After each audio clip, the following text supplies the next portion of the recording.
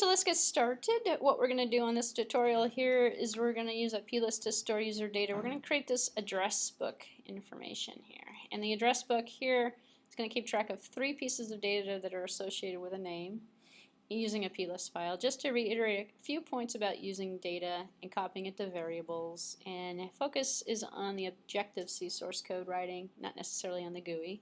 We've seen GUI very similar to this, but let's see how the pieces come together following a model view controller. And all this stuff we just talked about, as well as some new stuff. So property list, we actually know this if you're in the iOS class, but people in the Objective-C class may not be familiar with this concept yet. But it's a convenient way, it's called a property list. It's a convenient way of storing small amounts of data. It's like a text file, but it's a separate proprietary format called a property. You cannot store custom data objects in a property list, only standard strings, integers, as well as collections. So we're going to work with a collection of telephone numbers. And commonly stored in XML format, and so they're stored in a format, although they can be stored in a binary format. So the property list are going to be user-friendly, hopefully, and give us, they're already in place to store the objects, so we're going to use a feature that already exists. This is kind of like what the finished product looks like with a little save button. So we're going to read right to files and look at the data. Very simple property list, but it's kind of interesting, actually. So open up a new single view application and call it something like address book. Use the automatic reference counting, but don't use the storyboard feature. So I'm going to go ahead and open Xcode if I can find it. Still have it installed. There's a new iOS update, by the way. So I'm working with actually a new 6.1 something and a 4.6.1. There's a new Xcode version too, but don't worry. I haven't looked at this new version. I just updated before I got here today, but I'm hoping nothing has changed significantly in it. I believe it's working with the new Mountain Lion version I installed as well. So single view application. Go ahead and click on next. Everything seems to be the same. I'm going to call this my address book. I'm going to call it my addresses. And then go ahead and click on next. And I'm going to save mine on the desktop because I'm just going to throw it away when I'm done with it. Alright, so let's take an exploration through property lists and data. Oops. So now we're actually going to add the property list. So it actually turns into a different object type. And it is actually an object in the system. So we're going to right click on the supporting files or go to the file menu, select new file, and then under iOS select resource and then property list. Just like the picture here shows, we've done this. Did we do this? Yeah, I think we did this actually before. So this is we've done this already. Call it data. So we'll get some more practice using this. So I'm going to go file, new file, and up in the iOS on the Cocoa Touch, I don't have. I'm going to click on resources over here, not Cocoa Touch, and I have property lists over here. So if you don't see property lists show up, you have to click on resources. And remember when we did core data, then we did, here's the data model actually. There's a couple more components on core data that we can work with as well. User interfaces for views, we've done those already. So resources, property list is what we want. Go ahead and click on next. I call it data. You do never have to put a file extension on anything, so don't bother with file extensions. Just go ahead and just give it a name and then press create. And then now you should see data.plist show up in the left-hand side of the screen here. So hopefully you guys have that. Stop me if I'm going too fast. So call the plist data. The file extension will be added automatically. So double click on the plist file and open it and add a string name and an array for phones, which has 3 different items in it. So you can add the items by clicking on the little plus symbol on the line that says root. Here's an example here. So we want, the first one is going to be a string, so let me see if I can add this one correctly. So if you click on the plus here, it went away from me, here it is, plus. I'm going to call this one, did I use capitals in it? It doesn't matter. If I start cutting and pasting, if I use the same if I use the same thing, then name, I did call it name. Okay, so it is capital N. Okay, good. Then I don't have to worry about changing anything. So call it capital N for name.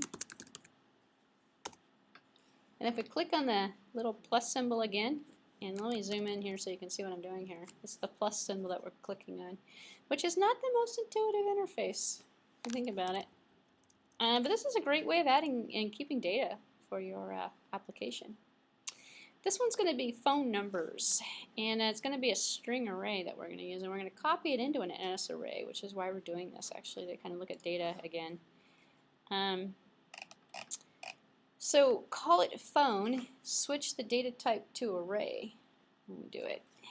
And so that's what I'm going to do now. And if you're looking for this tutorial, by the way, I usually point out where it is to begin with.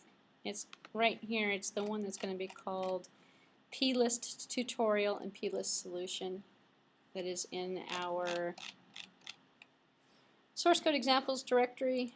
So to navigate to it, I'm going from Objective-C programming to our source code examples directory, and then it's on the bottom here, so just in case you're looking for it. Okay, so I'm going to change it to an array type, and then I'm going to make sure I put 3 of them in here, item 0, item 1, and item 2.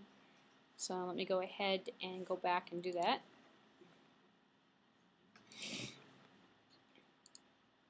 So here's where I'm clicking on it. If you just click on the data itself, you can change it. So I'm going to change it to an array. This is NS array, this is NS dictionary, this is Boolean, date, NS date, NS data, NS number. So these are all different object types. So they're compatible, which is why we're doing this, because we're going to take this, have it equal to an NS array item, and traverse through the array item to get to the piece of data that we're interested in. And now we don't have any items here, so I'm going to add an item. Oops, I'm not going to do it this way. Let me see how I'm going to do it. I'm going to open this up. How am I going to add an item in here? Let's see if I can remember how. I got an item in here. It's going to be item 0, and what am I going to call it? 554. Just put some numbers in here. Nope. You're right. New item here needs to be phone. And what happened here? Here we go. No, actually this is coming back with another new item. Oh, I need to get rid of this line. There we go.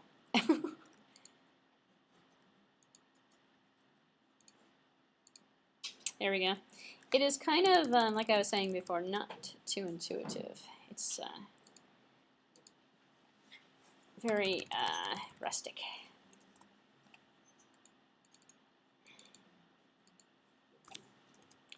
So I just put some fake numbers in here. So these guys, the important thing here is you put them all in an array, and you stuck them in, and you put at least 3 items in here because we're going to loop through it 3 times. And then it's called phone. Okay, good. So we made it this far. So then, if you can click through correctly, so it looks something like this when we're done with it. So you can change the order of the items just by dragging them. The order doesn't really matter. TA, can we tell the basketball people not to play basketball right now? Thank you. Alright, so now we're going to open up the view controller and we're going to make our little interface. Excuse me, the view controller XIB file, the interface file. And so this is what it's going to look like. So let's just build our interface. We're going to have 4 text boxes, 5 labels, and a button. So let's see what this looks like.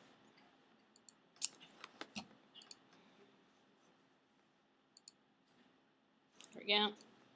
I'm going to switch my size actually to the 3.5 because I like the smaller size.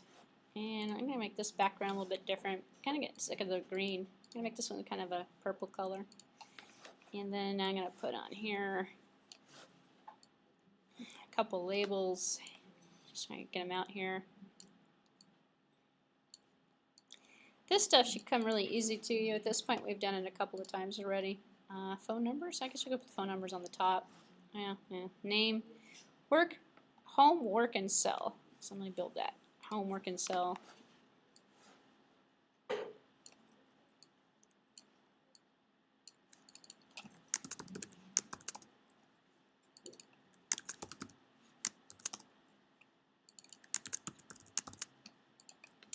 And this one up here is going to tell us about our phone numbers.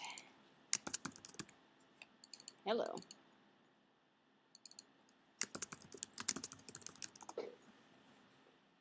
And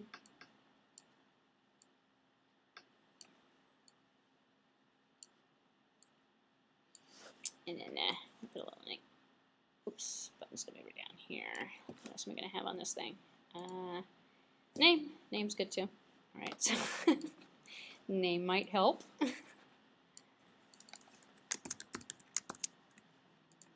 And then I'm going to add my, oops, I'm not going to add that. I'm going to put a text box, text field. So you can feel free to make changes and do something different with your interface if you'd like.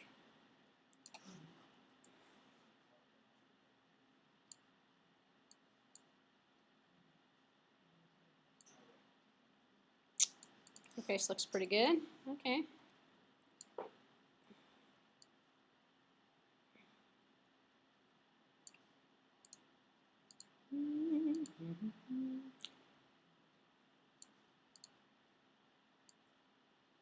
So it's going to make this one come over a little bit more. There we go. Problem with the blue background, you can't see the blue lines. Okay. Okay, there we go. I'm happy now. What's this going to be? Save? Save. There we go. Alright. Not the best kind of here. Let's just do one more thing here. I'll change the font to some white here. Oops, that's a highlight. Wait a minute. Let me go back up to the font. A little bit better. Okay. So it's definitely not a design course. In the attribute inspector, change the return type to done for all 4 of the text fields. Let's go ahead and do that so we don't have to worry about that. Then we're going to make some properties for the text fields. This stuff we've done 100 times, so I'm going to kind of go through it on the fast side. So if I click on the text field, I'm coming over here and I'm going to change the return type to done because I'm going to resign the first responder when people type into these fields. And at this point, that's vocabulary should almost be like second nature to you. Okay, so now each one of them has got that because I'm gonna just tag them all. In fact, I can do it first if I wanted to. I can just tag them all to a because I know what that's for. We're gonna just tag them all. So I'm gonna go to the editor and click on the little icon, the little tuxedo over here. And I'm gonna take all of the I'm going to do this a little bit out of order, kind of mix things up a little bit. Take all of the text boxes and wire them all to a done event because we just want to resign that first responder. Gets the keyboard, takes the keyboard, moves it out of the way. So if I take the first one and I drag it over, so it did end on exit, put it over here. I'm going to call this one done. And I'm going to change the data type to a text field. And then we know we can do this, I hope, at this point. Right mouse click, go over here, did end on exit, and wire them all to the same button. So we don't have 4 or 5 different did end on exits. And this is called wiring. So if you haven't been here for all term. So there's another one. There's another one.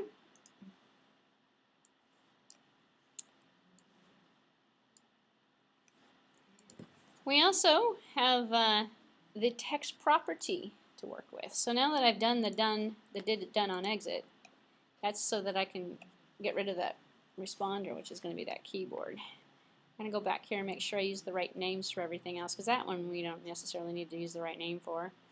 Let's see. That one was called text field return, but it's no big deal. We're going to have 1, 2, 3, 4 properties. There's going to be the name, home phone, work phone, and cell phone. So we're going to use the text boxes as properties so we can do the .text so we can read and write the data to it from the plist that we created. So we're going to create the name, home phone, work phone, and cell phone. So I'm going to click and drag underneath. This one's the name. So I'm control dragging it here, and it's going to be called the name. And then this is the home phone. And we have work phone.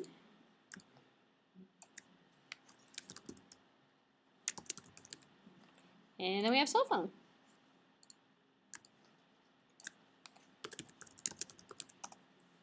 And then we have this lonely button down here we have to do with. So let's see what's going to happen with the button. It's going to be save button.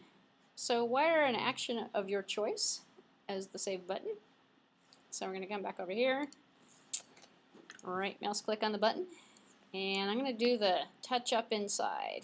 Touch up inside. That's my this week's favorite. Usually it's the touch down. So can't always use the same one, right? What was it called? Save button? Save button? Or what did I call it in here? Let's see. Save button. Save button works.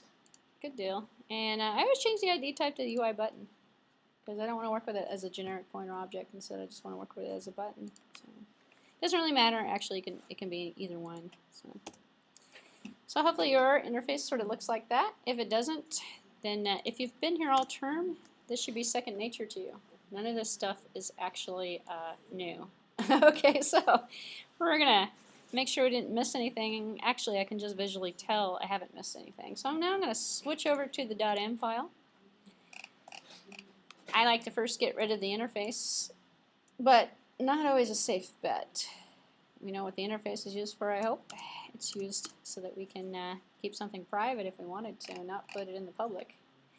But what are we going to do first? Actually, you tell me. We're going to synthesize. So let's synthesize those properties. So synthesize, what are we going to synthesize? The name, phone number, oh, no, it's called home phone. Home phone, work phone? Was it work phone? Work phone, cell phone, anything else? No, I think that was it. Wasn't that it? What was it? Well, I can actually go back and tell here. We have the name, home, work, cell.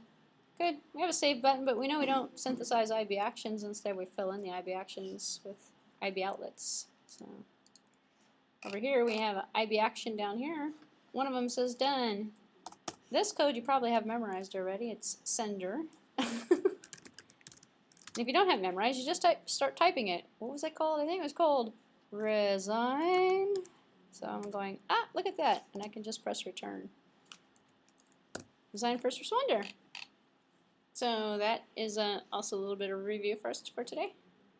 So now our first resigners will always respond and they will always shut.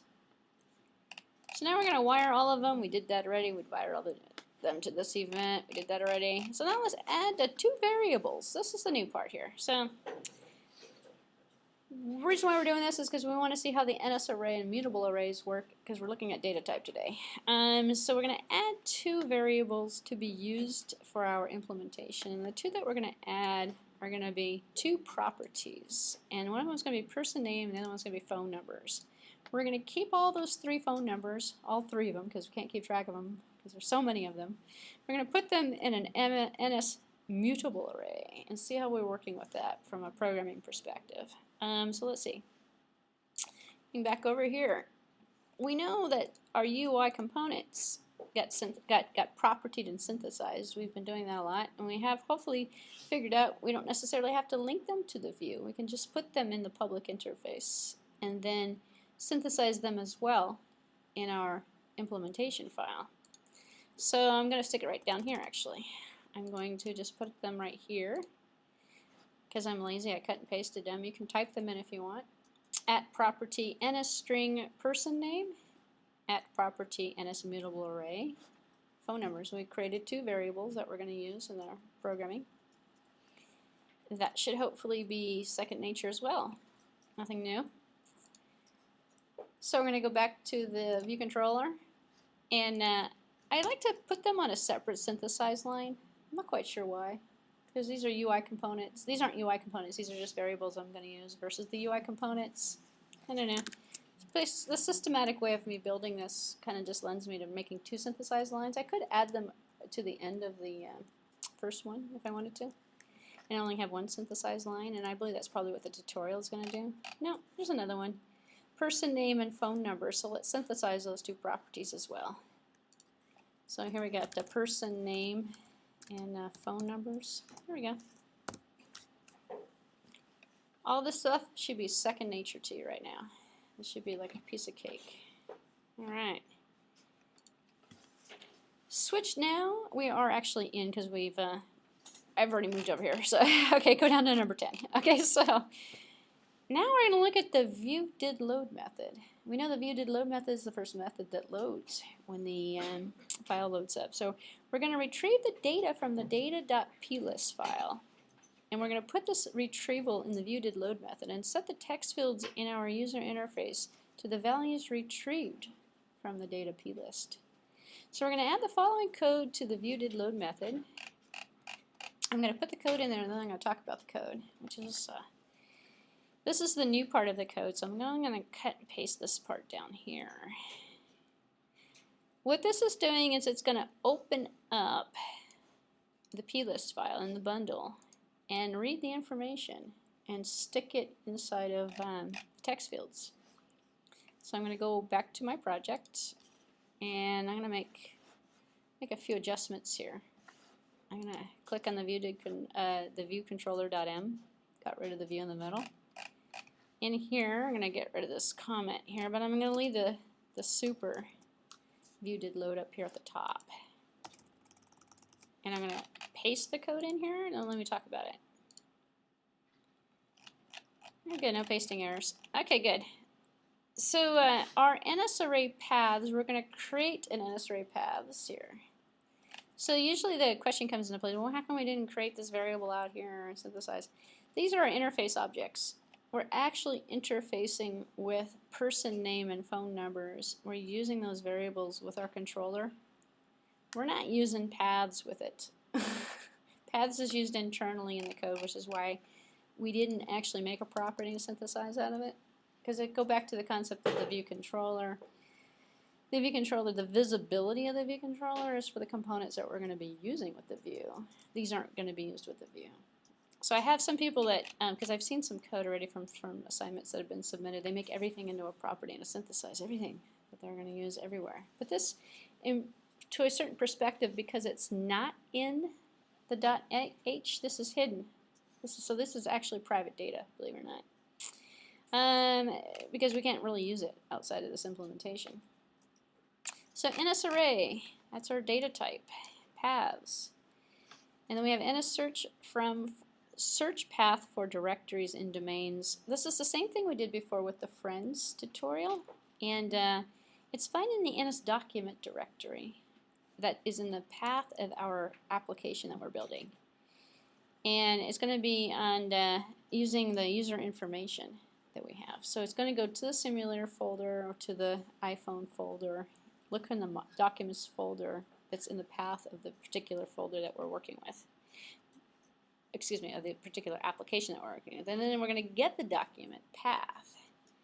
So once we find the paths, we're going to find the document path out of it. And that's going to be equal to, well, NSString. It's going to be an NSString that we're going to keep track of the path with. Paths object at 0, so get the path for the data plist file that we're going to store, because we're going to put it in the documents folder. Some of the other folders, by the way, are protected. Documents folder is not protected.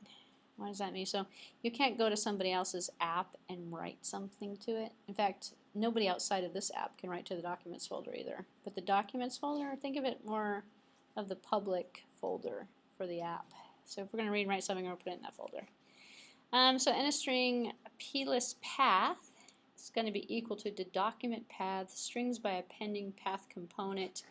And then we called it, make sure if you used a capital D on data, which I did. If not, change that to a lower d. It has to be what you put in the bundle. We're going to create it from the bundle. The bundle is containing capital D plist.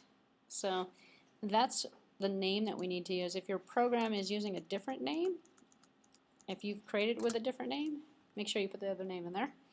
And then we're going to make and see if it's actually there. If we've run this program before, it's already there.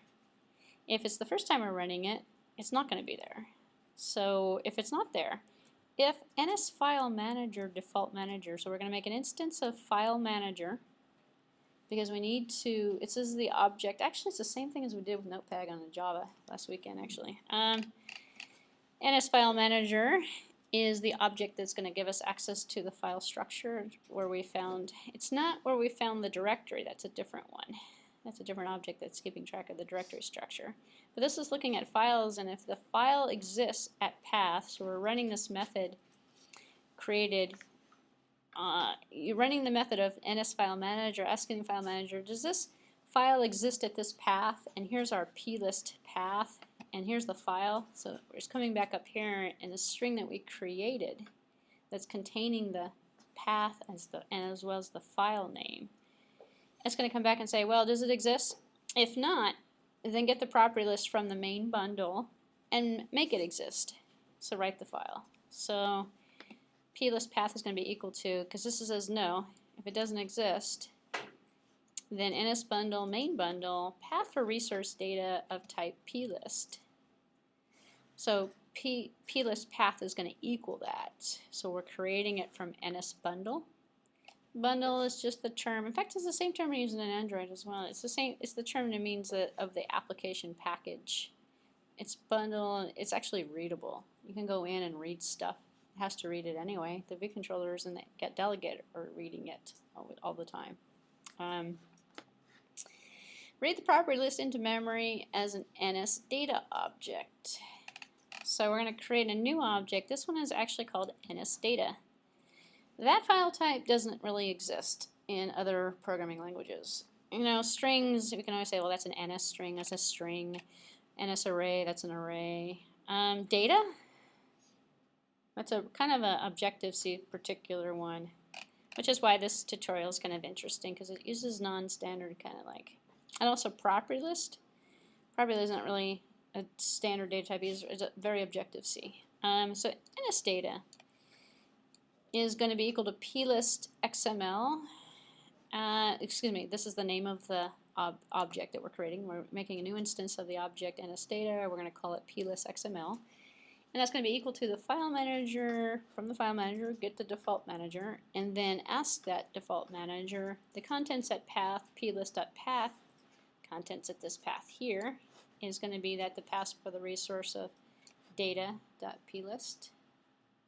So we're going to get the contents at the path, and we're going to make it equal to the data. Really probably the only way that NS data actually works. Works with built-in objects of Objective-C. One of the examples of it are the plist files, which is why people like using plist. You can take the data in the plist and have it equal to NS data. And then you can go through the NS data and you can play around with it, or print it to the screen, or do something with it, which is kind of interesting. And a string, or we're going to create this error description, make it equal to nil, just to initialize it. Because if it's not nil, then an error has occurred, and we're going to print it out to the screen or something. So NS property list format, it's going to be the format. We're going to read the format from the data to figure out what we have, and then take from the format and copy those things into the variables that we've created that we're going to use to manipulate this data with. So convert the static property list, that says list, into a directory object. So NS dictionary, there's another one of our data types for today. And we've seen it before. The NS dictionary is a built-in data type. We don't have to actually import anything interesting. This is just using the basic primitive data types for Objective-C. It's a dictionary with a key and a value lookup. So what do we have? We have a key, name, value, whatever name we put in there. Did I put a name in there? My data? Actually, good question. Yeah. No, but I actually didn't put a name in here. Let me just put, I'll put here bhacker. There we go. Very good. Make sure you put data in there, otherwise, if it doesn't find anything, I probably should print out a blank, but we'll see what happens. I didn't put that much error checking in here, so that's why I was concerned about it. So NS dictionary property list. So this is, we're casting. This is a type cast from the property list to an NS dictionary data type, because we're going to have it equal to temp, which is our instance of the NS dictionary object that we've created to work with this. The property from data, and this is the method we're calling, and it's from the data plist XML, which is our data here that's coming from our path. We took the data from the path in where we've located this file data.plist, which is going to be populated with the information from the bundle to start out with. So we're going to get one contact that we're going to have initially. And so the property list here is going to be equal to mutable. Oops, maybe I shouldn't have done that. Let me make sure. Yeah, take that out. Okay, I accidentally removed it. Every time I backspace, it removes a character, which is not so good. I'm starting to get familiar with what happens when you backspace. So, property list from data. It says creating the property list for the dictionary from the data.plist file in the names of the keys and the values as we've stored them. If temp, well, temp's up here, not temp, which means we can't create it. If there's a problem when we can't create this object because there's nothing in here, then we have an error reading the plist file and print that out to the log, nslog. If not, then we're going to continue. And if we continue, we're going to assign the value. So self.person name. So now these are the variables that we're using out here on the UI. Person name and phone numbers. So it's going to be temp object for, because we have temp is our NS dictionary, and we're calling the method object for key name. So it's going to return whatever name we put in for the value that's associated with the key. And then self.phone numbers, which is going to be equal to NS mutable array, because we have more than one. Remember, we put 3 of them in there. So we're going to create an NS mutable array. Why does it need to be mutable? Because we don't necessarily know how many telephone numbers we have in there. If we make it like, you know, a regular array, it can't change in size as we add new contacts. So we use a mutable array so we can adjust the size. Array with array, because we put an array in the plist, so we're creating an array with the array, and the array from the array is coming from temp, which is our NS dictionary that we created from the plist, object for key phone. So that's the beauty of Objective-C. One of the beauties of Objective-C, that type of automation that we get. Yeah. After going through the Java weekend, yeah, I like Objective-C better. If you wrote that in Java, that's not just one line of code. Yeah. It's not a method, because they're not objects, not everything. Believe it or not, the data structure, well, you have the containers, and you can use the arrays and everything, but you still got to put a loop into that. There's no loop with this. Instead we have, well, we do have a dictionary. We could create it. But this just seems more straightforward to me. So one line of code took created a mutable array from an array and assigned it to I think it's because we have method calls with method calls nested together, and that's the beauty of it, what you don't get in Java. But unfortunately, this confuses people. They look at this and they go, I don't understand Objective-C. And if that confuses you at this point in the course, go back to the previous lectures where I started running method calls from method calls. As an example, when we alloc and we init all in one call, we alloc an instance of an object, we initialize it, and then we send that to something else, and then we send that to something else. It's not recursion, it's just embedding method calls within method calls and knowing that this is a method call. Opening and closing brackets are giving us method calls. So this method call to NS mutable array is the outer method call. The inner part of it is taking this object here, temp, which is a dictionary, and saying object for key phone. Take this guy and send them to, as a parameter with array to this object, and then have it equal to this object. So it's method calls within method calls. That's the only way I can describe it. Which you don't get that with Java, which is because the syntax doesn't lend itself well in a Java syntax. Okay, so now this is a no-brainer. You guys should be able to figure this part out. We're setting the name.text, and if you called the text box the name, if If not, you'll have to change this. .text is equal to person name. Phone number .text is going to be equal to, we got different lines here. That a little bit more readable. Phone, work, cell is going to be equal to, phone numbers is an array, object at index 0, 1, and 2. So this will actually load up our information from our plist file that we've saved. So you don't have to drag, you don't have to drop anything over to the documents directory. We created it right up here. We wrote it up here. If it doesn't exist, we'll then create it. So, all right. At least I believe we did. Let's see. Save and build, and at this point you can see the values in data.plist that are being read and populated into the UI text fields. The save button doesn't work yet because we haven't put the code in there. So we have to put the code in there for the save button. Save button is actually going to write the file if the file doesn't exist. Right now we've just loaded up. We haven't written the file yet. We've just created the functionality to read from the bundle. If the file doesn't exist, it reads from the bundle. When we save, the moment we save something, it's going to create that file for us. So we should run it at this point. Not a bad idea in your iOS development patterns to run, test it out, see if it works, because then you have to go back and change whatever might not be working. And at this point, you haven't gotten through all the way to the end of the application, and it doesn't work. Where did it get broken? I don't know. Crash, bang, mine doesn't work. Yes, it does. There we go. So, my lovely telephone numbers, but this isn't going to do anything. It shouldn't crash the program, by the way, either. But my keyboards should go away. They do. So it's about all the testing I can do at this point. So I'm going to close my simulator and implement the save button that's coming up next. So now we're going to add the method for the save button. The save button is going to get the path from the root. So we're going to do the same thing we did before, actually. We're going to use an NS array paths, NS search for directories and domain.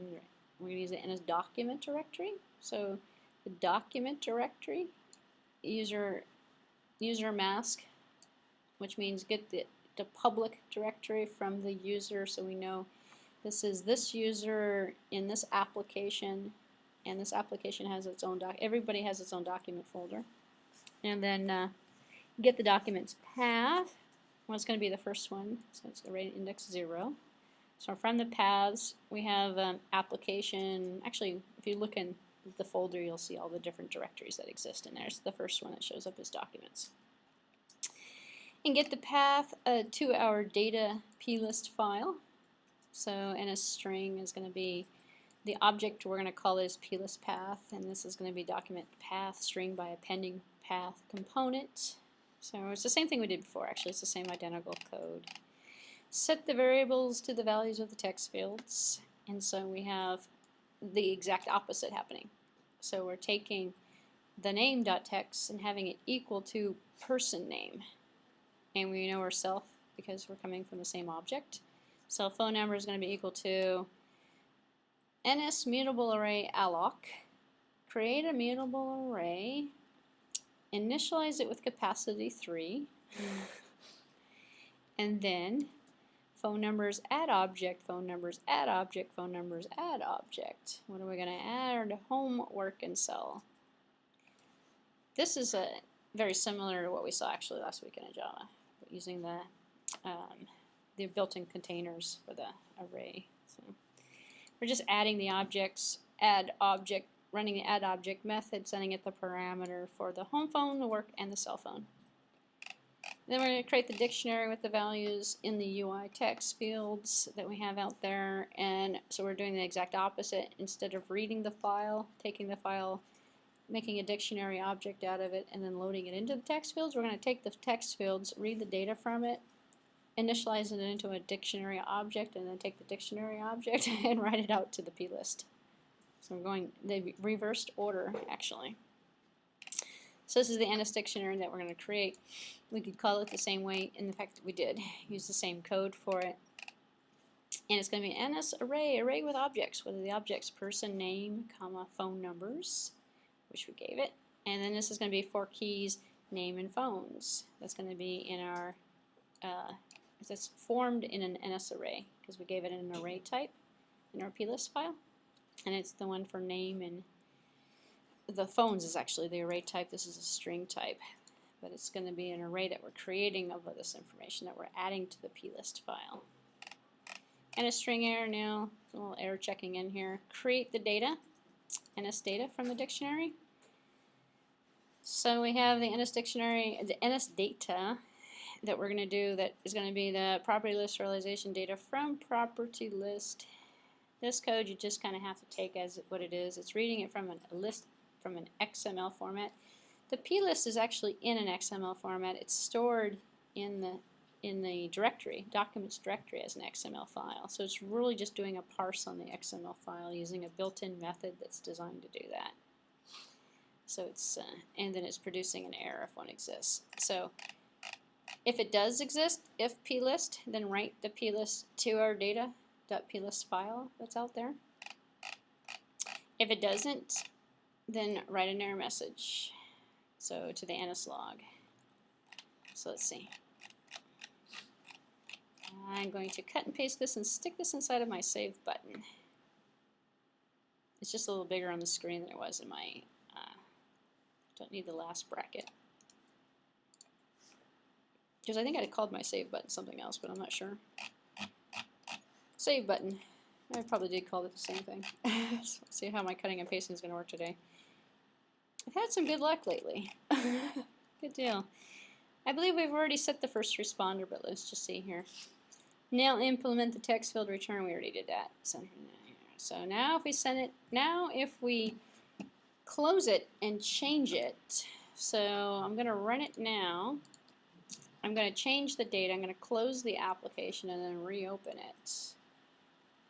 And then it should be there on the emulator.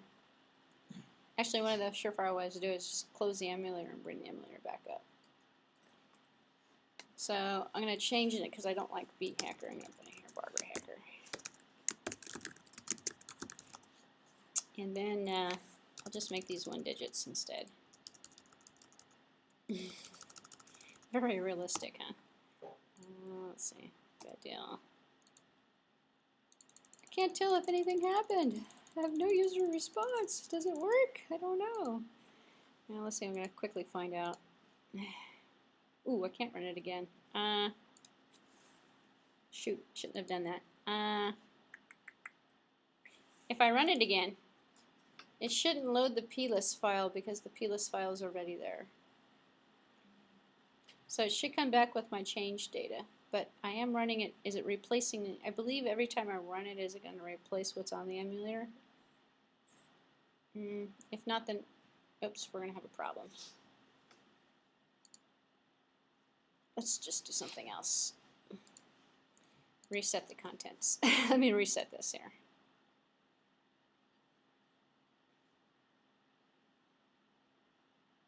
Anyway, there we go.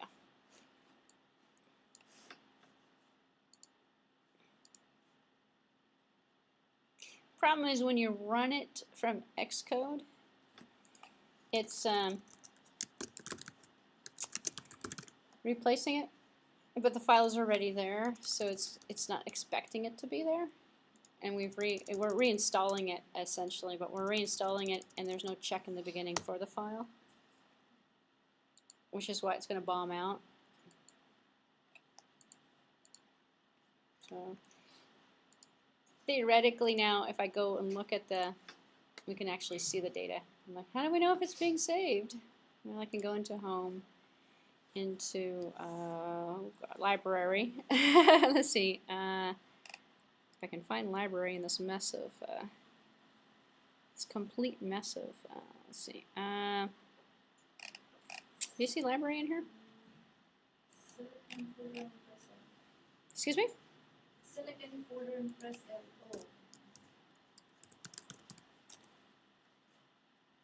No, so I don't do that. Wait a minute. Let's just do it this way. I'll just sort it. Usually I see it right up here. Guess so I'll just do here. Clean up by name.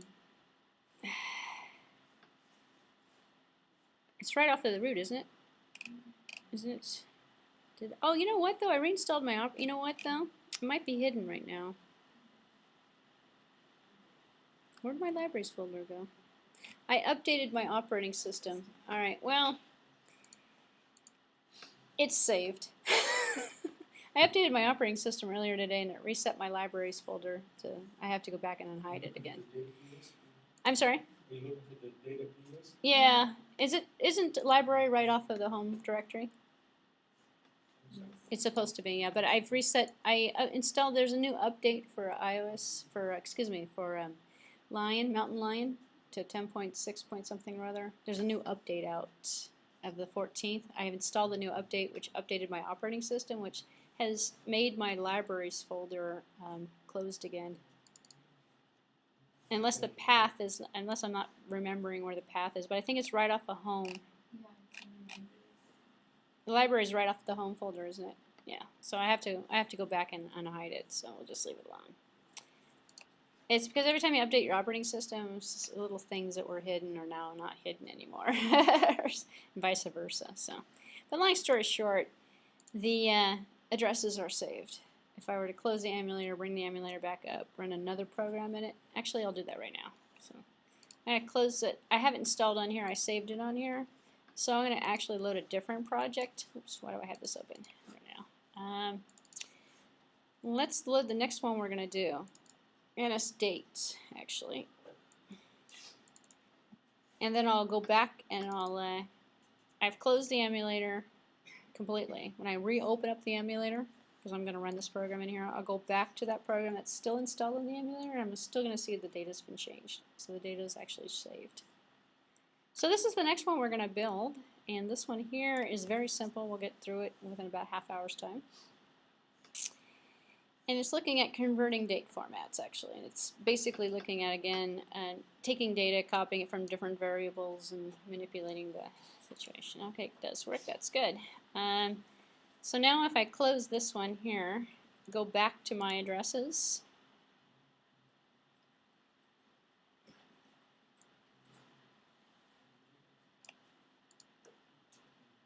My addresses.